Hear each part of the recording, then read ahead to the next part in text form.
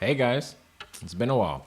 Don't worry, I didn't quit. I just moved, as I'm sure you can see. But you guys don't care about that. What you guys care about is that Avengers Doomsday comes out in just a little over 7 months. The big movie of the year, unless you consider Brand New Day or Clayface much bigger. What other movies are coming out this year?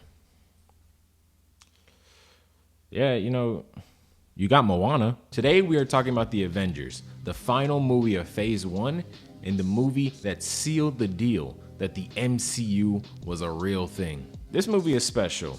It's grand, cinematic. It actually feels like a comic book. And it was a huge success. So let's dive into this movie, one that many people may even consider a perfect comic book movie.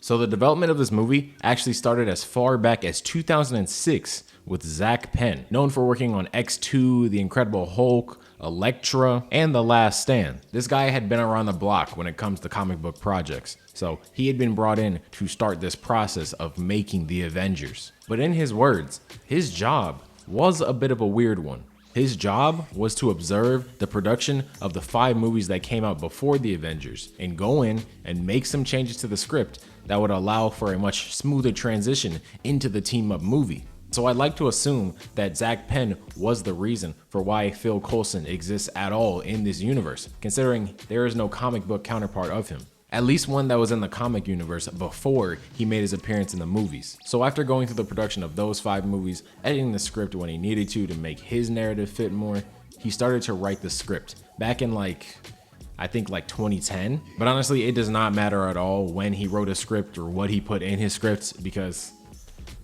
well, it was all scrapped. Okay, maybe he wrote it in 2009 because Joss Whedon was brought into the project in 2010 as the director. And after reading Penn's script, he was like, the hell is this shit? That's the script. Bruh, this is just a large A drawn on each page. No, that's just the background. There's words written. Y'all don't got shit here. Don't worry, I'll rewrite it. So Marvel basically allowed Whedon to rewrite the entire script. They just required 3 specific story beats during the movie. Loki as the villain, a fight between the heroes, and the New York invasion.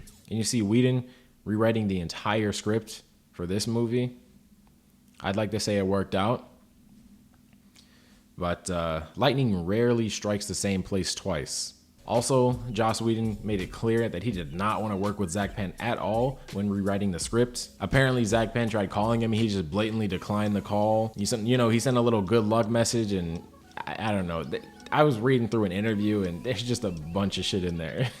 But either way, the fact that Zach Penn was not brought in to rewrite the script with Whedon, that meant it cost Zach Penn screenwriting credit. And because of that, the entire screenwriting bonus for the movie went to Joss Whedon, which apparently was millions of dollars. So, dick move by Whedon, but whatever. So if Zach Penn's script was so bad that Joss Whedon had to wash his eyes with bleach and block Penn on all 2 social media sites that existed in 2012, how good was Whedon's replacement script?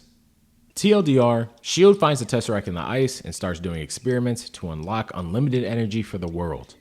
Just imagine how many data centers we could build with that. But when you mess with things you don't understand, bad shit happens. And Loki, of all people, enters Earth from the other side of the portal that the Tesseract opens and steals it for himself, while also mind controlling Hawkeye to do his bidding. From there, S.H.I.E.L.D. recruits Bruce Banner and Tony Stark, both who were part of a canned Avengers initiative to track down the Tesseract, and Black Widow and Captain America to help retrieve once located. Through some shenanigans, including Loki letting himself get caught, Thor showing up out of nowhere, and Loki creating a portal over Manhattan and letting the Chitauri run wild, the main 6 pull up, fuck up some Chitauri, and take down Loki. Cinema. Look, this movie is iconic. There's no beating around the bush. We've had cinematic team-ups before this, but they're just nothing like this one. And watching it again felt great because everything from this movie screams that it was just yoinked straight from a comic book page. From the dialogue to the action to the set pieces, the camera angles, it all feels so cartoony at its core, even when they're serious. But let's go through the main 6, talk about what happens to them in this movie and how they fit, and whether or not Joss Whedon did a good job of implementing them and keeping them consistent from their previous appearances. So Tony Stark was last left beating palladium poisoning and taking down a makeshift version of his own arc reactor. He was also rejected from the Avengers initiative. In this movie, he makes Stark Tower the first zero-energy building in the world. But due to the theft of the Tesseract by Loki, he is brought on by S.H.I.E.L.D. not only to locate the Tesseract, but also take down Loki. So I honestly think that his recruitment to the team makes sense. One thing though, he doesn't necessarily feel like the same Tony Stark that we got at the end of Iron Man 2. This Tony has the charisma and dialogue of that same Tony, but his actions are a little off. This is a problem that is brought up a lot for his character in Age of Ultron, but I think it started here. I think his lackadaisical nature in this movie is really empty, which isn't really on character for Tony. In his own movies, yeah, he's very nonchalant about things, but that's usually because he believes that he is under control of the situation that he's in. Or he at least thinks he has a solution for whatever happens, even if he can't predict it. But here, it seems like a few of the things that he does, it just doesn't make sense for why he's doing it. Like, he's poking Bruce, trying to get him to unleash the Hulk while they're on the helicarrier. Like, what was he gonna do if Bruce transformed right in front of him? Nothing. I mean, he doesn't even have the Hulkbuster at this point, and he kind of just got cooked by Thor, so it's like, come on, man. Why didn't he suit up when he was talking to Loki? It doesn't make sense. And I mean, he brought that up, but he never gave a reason for why. Imagine if Loki did anything else besides picking him up by the throat and holding him there for a few seconds. Tony would have never been able to get out that deploy call. And then, he would have just fallen to his death. Honestly, I just think that Joss Whedon missed the mark slightly with Tony in this movie.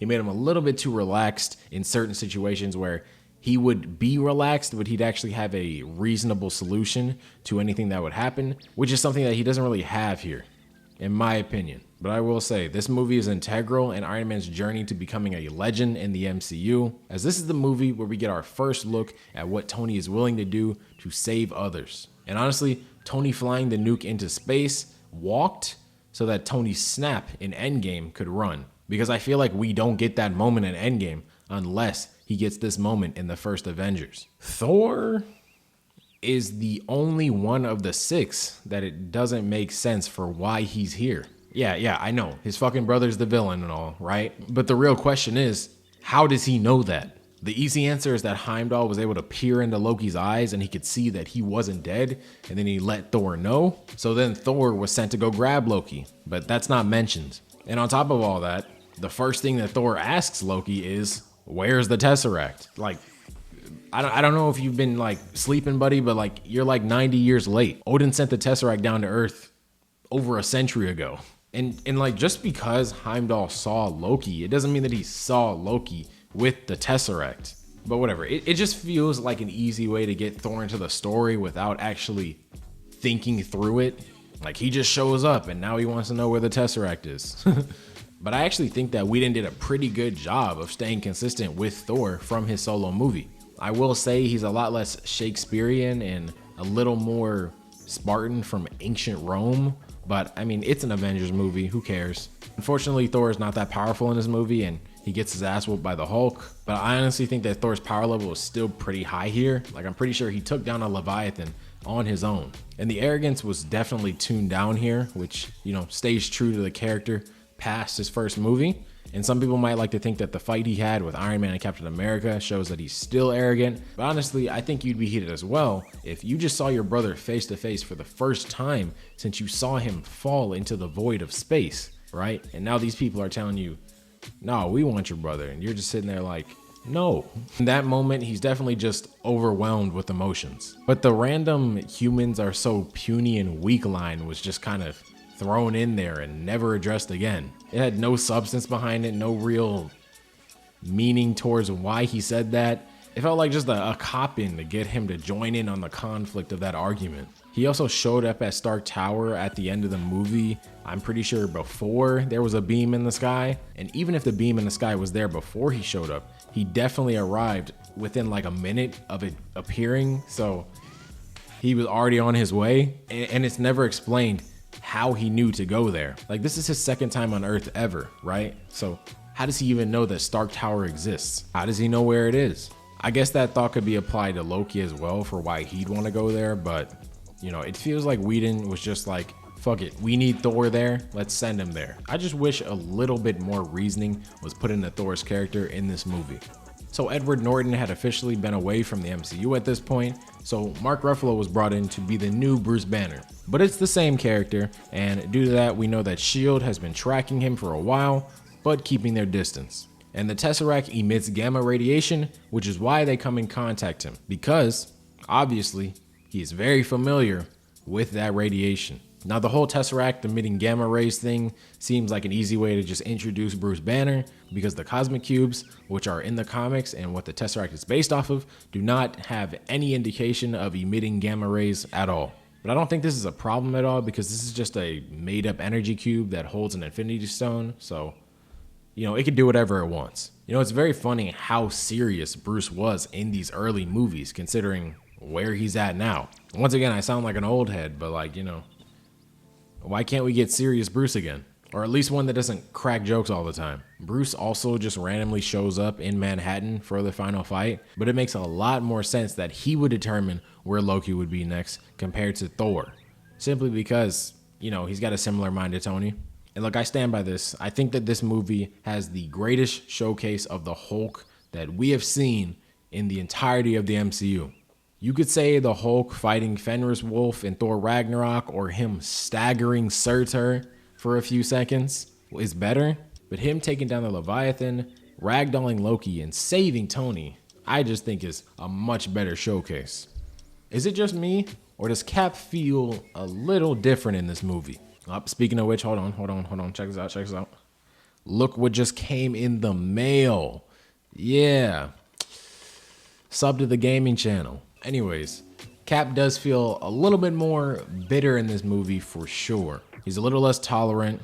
He feels angrier, not too happy with the world. And I mean, it makes sense. The first Avenger ended on a sad note where Captain America realized that he was asleep for like, 70 years? And now he feels alone. He feels a bit lost in the world, and that's making him bitter. It's not the same noble and stern Steve Rogers that went into the ice. Now he's like, oh, you should have left the Tesseract in the ice. And he says, you're not the type of guy to lay your life on the line. And he farms aura when he's upset. But you know, as I said, it makes sense. He's alone, isolated, doesn't really know his place. Unfortunately, the movie doesn't really showcase this because they deleted the only scene that showed this. If you don't know, there is a deleted scene from the Avengers movie showing Steve in a bunch of different places. Riding the train, I believe.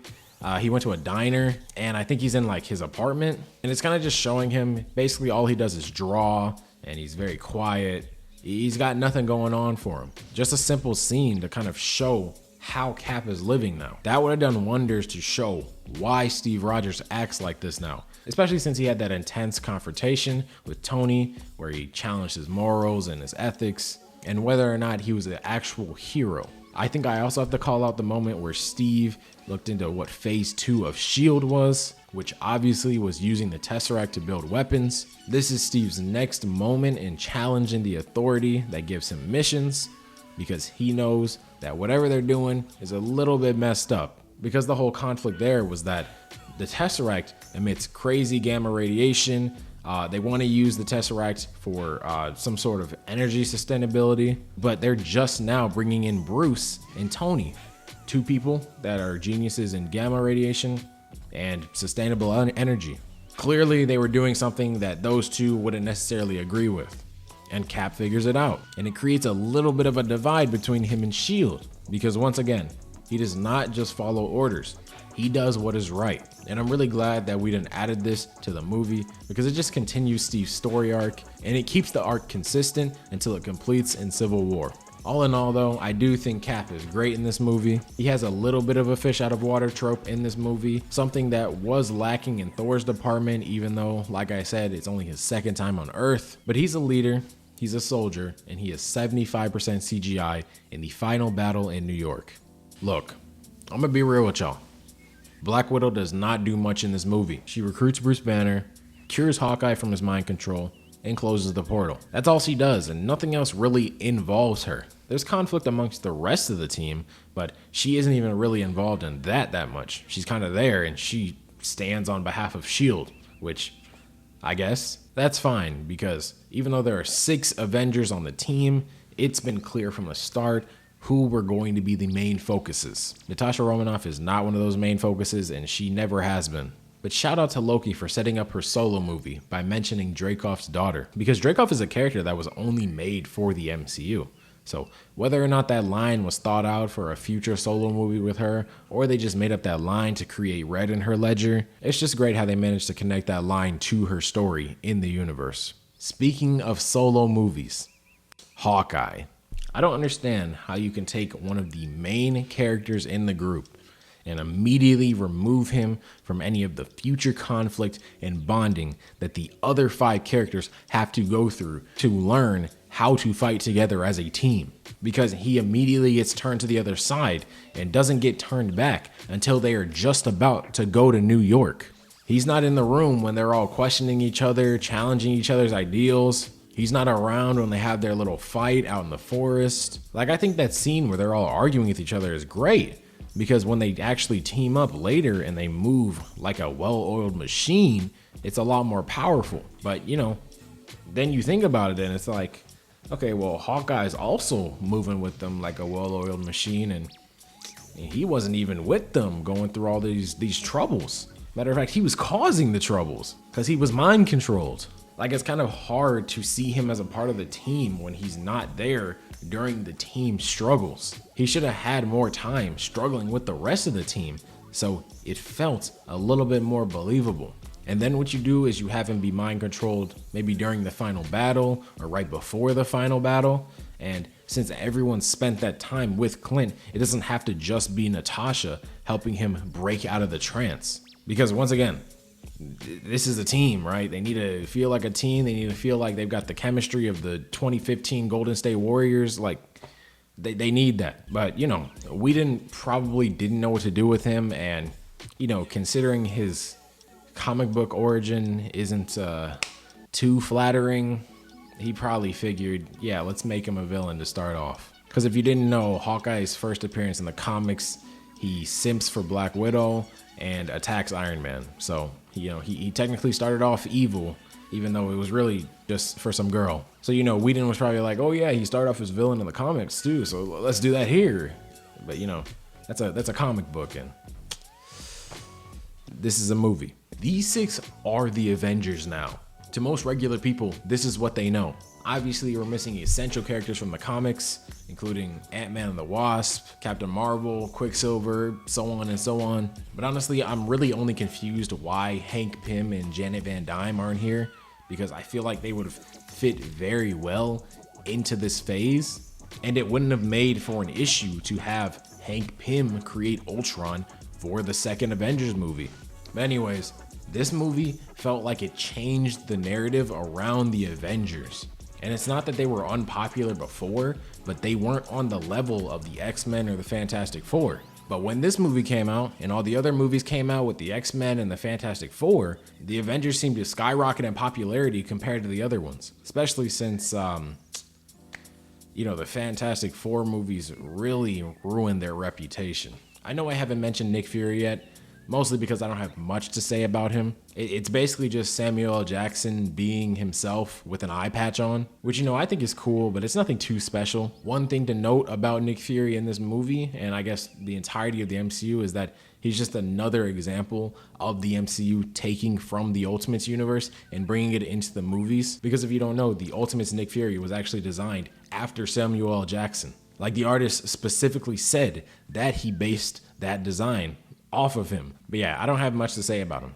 He's just the guy that brings the Avengers together and does some shady things on the side. So the Avengers was Marvel's first movie to make over $1 billion. Factoring in the $220 million budget that I saw online, this movie made just under $1.3 billion in profit. That's enough to make like 3 data centers. This is an insane success, and just imagine how much more they made off of the toys as well. Like, I'm pretty sure I even had an Iron Man action figure at some point, and you know how hard it was to convince my parents to buy me a toy? It's legitimately $1 billion company's dream. So of course, they kept pumping them out. And they weren't the only ones to start pumping out movies like this. Warner Brothers hopped on the cinematic universe train as well, obviously trying to make the DCEU work, as well as making the Monsterverse with Godzilla and King Kong, and the Sonyverse.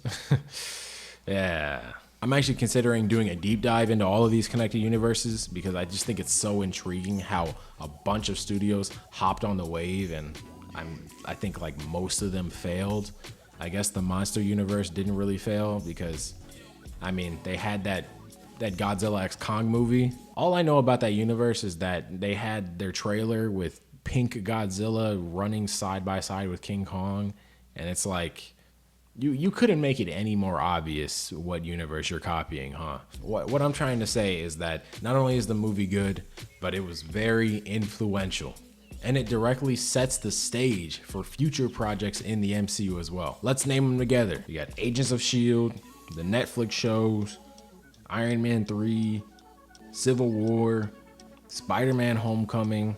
All right, maybe not that many. I mean, that's still 5 projects, so it's a lot. But either way, this movie changed a lot. And despite some of the narrative issues I have with this movie, I've got to say, it's a definite S tier. This is a part of the magnum opus of the MCU. It's epic, iconic, legendary.